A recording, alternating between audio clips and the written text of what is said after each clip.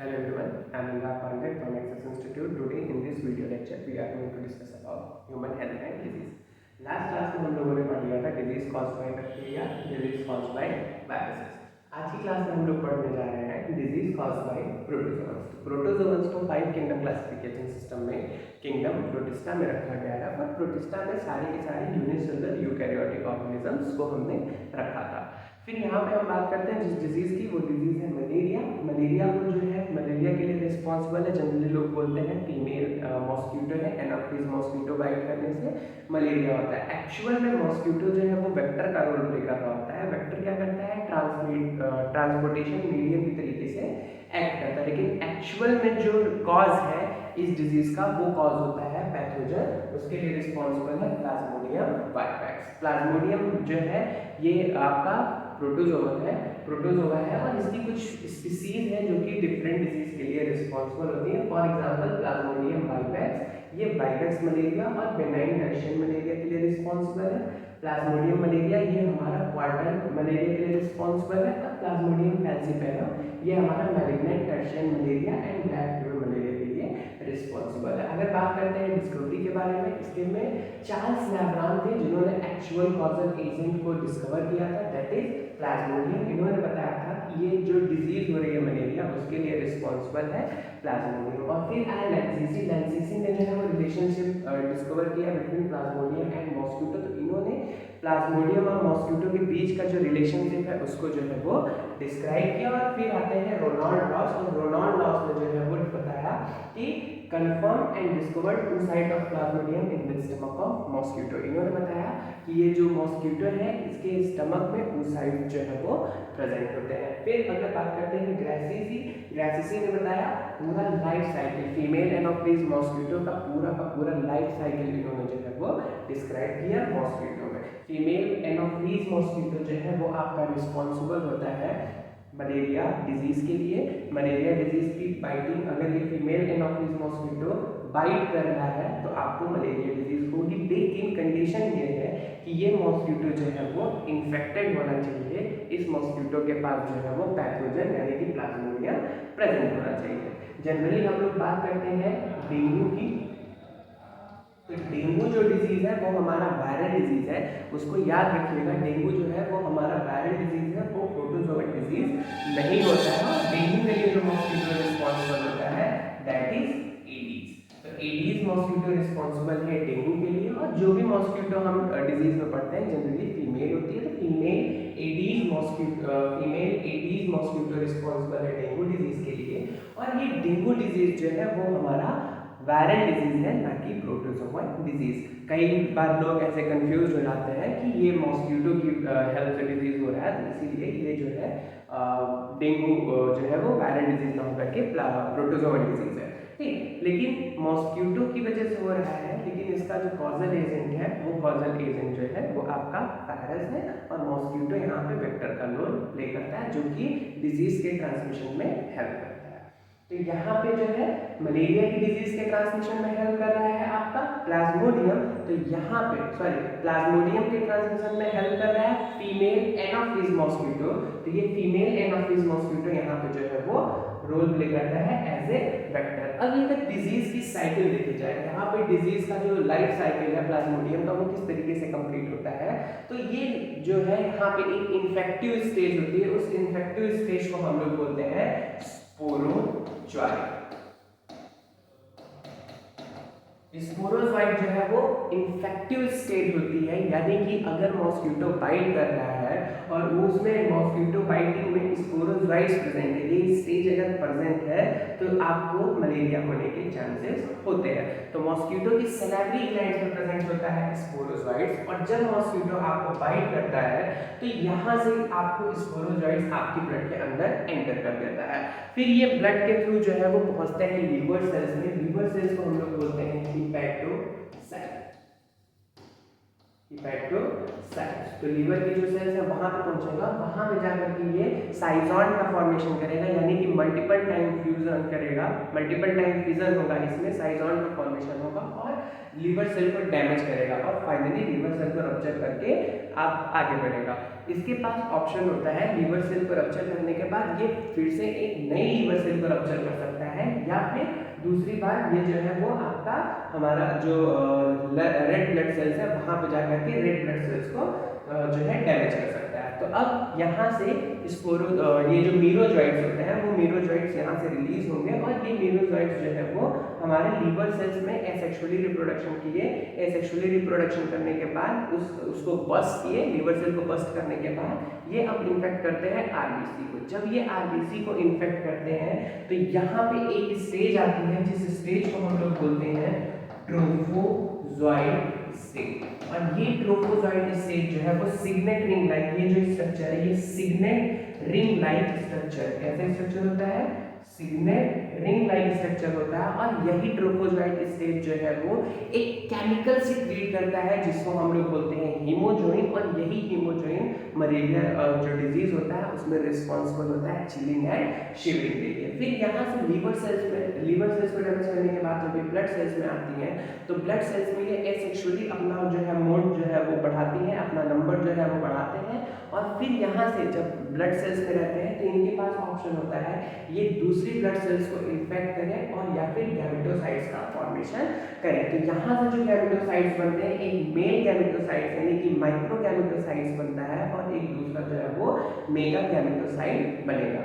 फिर mosquito bite होगा तो ये गैमेटोसाइट्स जो है वो मॉस्किटो के गट में पहुंच जाएंगे, जहां पर भी मेल ये जो गैमेटोसाइट है माइक्रो गैमेटोसाइट जो है वो मेल गैमेट का फॉर्मेशन करेगा और मेगा गैमेटोसाइट माइक्रो गैमेटोसाइट जो है वो फीमेल गैमेट का फॉर्मेशन करेगा। और इनके मिड गट में ही फर्टिलाइजेशन इवेंट होगा, मेल गैमेट फीमेल गैमेट आपस में फ्यूज होंगे और यहाँ पे फ्यूजन होने के बाद जो है एक जाइगोट बनेगा और जाइगोट बनने के बाद स्पोरोजोइट्स बनेंगे और ये स्पोरोजोइट्स जो है वो वापस से सैलिवरी ग्लैंड में मॉस्किटो के स्टोर रहेंगे। फिर से जब मॉस्किटो बाइट होगा तो ये स्पोरोजोइट स्टेज वापस से हमारी बॉडी में ट्रांसफर कर दिया जाएगा। तो इस तरीके से हमको एक मॉस्किटो की लाइफ साइकिल, ये जो प्लाज्मोडियम है मॉस्किटो लाइफ साइकिल जो है वो देखने को मिलती है। तो सबसे पहले क्या है याद रखने वाली बात कि मॉस्किटो बाइट होगी तो जो इन्फेक्शियस स्टेज है वो है हमारा स्पोरोजोइट, स्पोरोजोइट के ट्रांसमिशन से ही हमको ये डिजीज होगी। और दूसरी बात क्या है, ये मॉस्किटो का नेम क्या है, ये मॉस्किटो है हमारा फीमेल एनोफिलीज मॉस्किटो। और सबसे पहले यहाँ पे इन्फेक्ट होने वाला ऑर्गन क्या है, लीवर सेल। लीवर सेल में ये जो है वो साइजॉन का फॉर्मेशन करेंगे और मल्टीपल फिजन जो है वो करते हुए लीवर सेल को डैमेज करेंगे और लीवर सेल को डैमेज करने के बाद ये जो है हमारे रेड ब्लड सेल्स को डैमेज करते हैं, रेड ब्लड सेल्स को इन्फेक्ट करेंगे। वहां पे एक सिग्नेट रिंग लाइन स्ट्रक्चर बनेगा जिसको हम लोग बोलेंगे ट्रोफोजोइट और इस ट्रोफोजोइट से एक टॉक्सिक रिलीज होगा, एक टॉक्सिन रिलीज होगा जिसको हम लोग बोलेंगे हीमोजोइन और ये हीमोजोइन ही रिस्पांसिबल होगा चिलिंग एंड शिवरिंग के लिए। फिर यहाँ से जो है गैमेटोसाइट्स का फॉर्मेशन होगा, फिर से मॉस्किटो बाइट होगी तो ये गैमेटोसाइट्स मॉस्किटो के गट में पहुंच जाएगा और वहां पे गैमेटोसाइट्स से दो तरीके के गैमेट्स बनेंगे, एक बनेगा माइक्रोगैमेट और दूसरा बनेगा मैक्रोगैमेट। माइक्रोगैमेट जो है वो मेल होगा और मैक्रोगैमेट जो होगा वो फीमेल गैमेट होगा। दोनों गैमेट्स के फ्यूजन से जाइगोट का फॉर्मेशन होगा और ये जाइगोट डेवलप कर जाएगा फिर से स्पोरोजोइट्स में और स्टोर हो जाएगा सैलिवरी ग्लैंड्स में। और फिर से जब मॉस्किटो बाइट करेगा तो ये डिजीज का जो है वो कॉन्टिन्यूएशन चलता रहेगा। इस तरीके से हमको जो है वो प्लाज्मोडियम की लाइफ साइकिल जो है वो देखने को मिलती है। तो plasmodium index in human body as a sporozoites. तो स्पोरोजोइट जो है वो इन्फेक्शियस स्टेज है, इन्फेक्शियस फॉर्म है। अगर मॉस्किटो बाइट हो रही है तो वहां पे उस मॉस्किटो के पास स्पोरोजोइट प्रेजेंट होना चाहिए, अदरवाइज ये डिजीज का ट्रांसमिशन नहीं होगा। Through the bite of female anopheles mosquito, तो यहाँ पे जो मॉस्किटो रिस्पॉन्सिबल है वो है anopheles mosquito. Parasite initially multiply in liver cell, liver cell जो है वो है क्या आपका हिपैटोसाइट, हिपैटोसाइट। तो हिपैटोसाइट्स में जो है वो हमारा लीवर सेल है जहां पर कि ये मल्टीप्लाई करेंगी and then attack the RBC और उसके बाद जो है वो आरबीसी को अटैक करके रप्चर करेंगी। उसके बाद क्या है यहाँ पे एक केमिकल सब्सटेंस का रिलीज होगा जिसको हम लोग बोलेंगे हीमोजोइन और ये हीमोजोइन ही रिस्पांसिबल होगा चिलिंग एंड हाई फीवर के लिए। तो जो चिलिंग एंड शिवरिंग मलेरिया में हमको देखने को मिलता है वो किस केमिकल की वजह से होता है, वो केमिकल का नाम है हीमोजोइन। फिर मॉस्किटो बाइट होगा, मॉस्किटो बाइट होने के बाद पैरासाइट जो है वो एंटर कर जाएगा मिडगट और मॉस्किटो, यानी कि अभी ये किस स्टेज में है, अभी ये गैमेटोसाइट स्टेज में है और ये गैमेटोसाइट्स आगे चल के गैमेट्स का फॉर्मेशन करेंगे। तो पैरासाइट जो है वो वहां पे मल्टीप्लाई करेगा और फॉर्म करेगा स्पोरोजोइट्स, ठीक है। पैरासाइट मल्टीप्लाई करके फॉर्म करेगा sporozoites that are stored in salivary glands, और ये जो है वो सैलिवरी ग्लैंड में मॉस्किटो के स्टोर हो जाएगा, फिर से मॉस्किटो बाइट होगा और ये साइकिल जो है वो फिर से स्टार्ट हो जाएगी। अगर बात करते हैं इस डिजीज के कंट्रोल के लिए, तो कंट्रोल के लिए क्या है, आपको वाटर का एक्यूमुलेशन जो है वो नहीं होने देना है कहीं भी, क्योंकि ये जो मॉस्किटो है वो जनरली डर्टी वाटर के पास, जो गंदे पानी की जगह होता है वहां पर ये मॉस्किटो पाए जाते हैं। तो इसके लिए हमको क्या करना है, spraying insecticide and oil in beaches, drainage areas and swamp. तो और क्या है, बायोलॉजिकल कंट्रोल के लिए अगर देखा जाए तो बायोलॉजिकल कंट्रोल के लिए हम जो है जहाँ पे भी हमारा स्टोरेज है, वाटर स्टोरेज है, उसमें हम एक फिश को जो है वो रख सकते हैं। उस फिश का नाम है गम्बूशिया, ठीक है। ये गम्बूशिया फिश जो है वो मॉस्किटो लार्वा को फीड करेगी, जिसकी वजह से मॉस्किटो जो है वो नहीं रहेगा। और ऑयल एंड जो हम ऑयल और इंसेक्टिसाइड यूज करेंगे, इंसेक्टिसाइड तो लार्वा को किल कर देगा, जो मॉस्किटो होगा उसको भी किल कर देगा, लेकिन जो ऑयल है, अगर हम ऑयल को सरफेस पर रख देंगे तो ये जो मॉस्किटो है वो हमारे पानी में नीचे चले जाएंगे, ऑयल एक लेयर बना देगा और ऑक्सीजन को वाटर के अंदर जाने नहीं देगा, जिसकी वजह से जो लार्वा है उनको सफिशिएंट ऑक्सीजन नहीं मिल पाएगा, उसकी वजह से वो सर्वाइव नहीं कर पाएंगे। तो इस तरीके से जो है वो हम इस डिजीज को कंट्रोल कर सकते हैं। फिर अगर बात करते हैं हम लोग अमीबियासिस, अमीबियासिस भी जो है वो हमारा प्रोटोजोवन डिजीज है caused by amoeba and generally this disease is called by amoebic dysentery, क्योंकि इसमें डिसेंट्री लाइक सिम्टम्स जो है वो देखने को मिलते हैं। पैथोजन जो रिस्पांसिबल है that is an amoeba histolytica, characterized by, इसके जो सिम्टम्स है क्या है, यहाँ पे कॉन्स्टिपेशन होगा, एब्डोमिनल पेन होगा, क्रैम्प्स होगा एंड स्टूल जो होगा उसमें जो है वो एक्सेस म्यूकस एंड ब्लड देखने को मिलेगा। यहाँ पे वेक्टर है हाउस फ्लाई और कंटामिनेशन जो है ट्रांसमिशन कैसा होगा, through contaminated food and water. और यहाँ पे भी जो इन्फेक्शियस स्टेज है दैट इज क्वाड्रीन्यूक्लिएटेड सिस्ट। सिस्ट का मतलब क्या होता है, कवरिंग। तो एक ऐसी कवरिंग होगी जिसमें आपको 4 न्यूक्लियस देखने को मिलेगा। क्वाड्री का मतलब होता है 4, तो यहाँ पे देखिए ये क्वाड्रीन्यूक्लिएटेड सिस्ट है।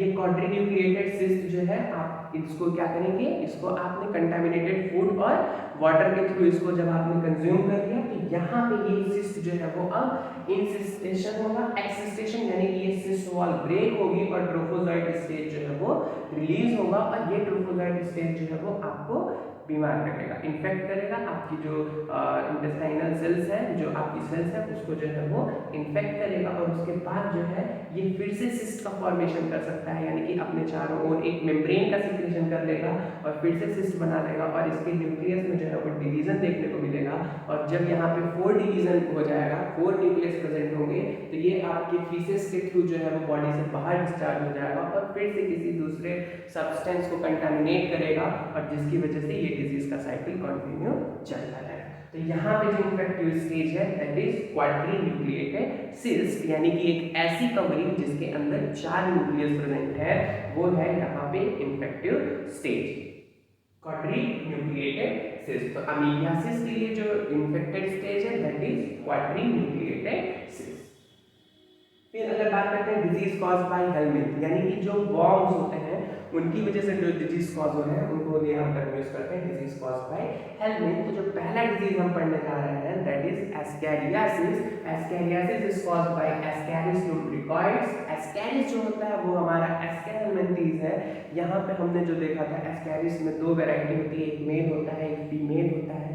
Male is shorter than female with curve tail. तो मेल जो होता है वो फीमेल से छोटा होता है और उसकी जो टेल होती है वो कर्व होती है, और फीमेल की जो टेल होती है वो स्ट्रेट टेल देखने को मिलती है। अब यहाँ पे भी जो कंटामिनेशन, यहाँ पे भी जो डिजीज का ट्रांसमिशन है through contaminated food and water. यहाँ पे जो डिजीज का ट्रांसमिशन है किसकी वजह से हो रहा है, ये भी through contaminated food and water से जो है वो डिजीज का ट्रांसमिशन हो रहा है। इसके सिम्टम्स क्या है, internal bleeding, muscular pain, blockage of intestinal passage. तो यहाँ पे इंटेस्टाइनल पैसेज जो है वो ब्लॉक हो जाता है, क्योंकि यहाँ जैसे हम डायग्राम में देखा यहाँ पे कई ढेर सारे वॉर्म्स जो है वो इस इंटेस्टाइन में प्रेजेंट हो जाएंगे, जिसकी वजह से इंटेस्टाइनल पैसेज जो है वो क्या हो जाएगा, ब्लॉक हो जाएगा। तो यहाँ पे भी कंटामिनेशन हो रहा है, कंटामिनेटेड फूड एंड वाटर के थ्रू ये डिजीज जो है वो ट्रांसफर हो रही है। नेक्स्ट जो डिजीज है वो है हमारा बुचेरिया बैंक्रॉफ्टी के थ्रू होगा, दैट इज फाइलेरियासिस या फिर एलिफेंटियासिस। तो इस डिजीज का जो नाम है, इसको एलिफेंटियासिस क्यों बोलते हैं, क्योंकि इस डिजीज में जो हमारा फीट होता है वो एलिफेंट के जैसे दिखने लगता है, इसे हिंदी में हम लोग हाथी पांव डिजीज भी कहते हैं। तो इसमें हाथी पांव क्यों बोलते हैं, क्योंकि इस डिजीज में हमारा जो फूट होता है, जो हमारा फीट है, हमारा जो पैर है, वो हाथी के पैर के जैसे हो जाता है। यहाँ पे स्वेलिंग हो जाती है जिसकी वजह से रिजेंबल करता है एलिफेंट फीट की तरीके से, इसीलिए इस डिजीज का नाम है एलिफेंटियासिस। और इसके लिए जो रिस्पॉन्सिबल है that is wuchereria bancrofti and wuchereria malayi, ये भी फॉर्म है। वेक्टर है यहाँ पे फीमेल क्यूलेक्स मॉस्किटो, यहाँ पे वेक्टर जो है वो फीमेल क्यूलेक्स मॉस्किटो। आज की क्लास में हम लोग 3 मॉस्किटो वेक्टर के बारे में बात किए हैं। पहला जो है वो एनाफ्लीज है जो कि मलेरिया डिजीज के लिए रिस्पॉन्सिबल है।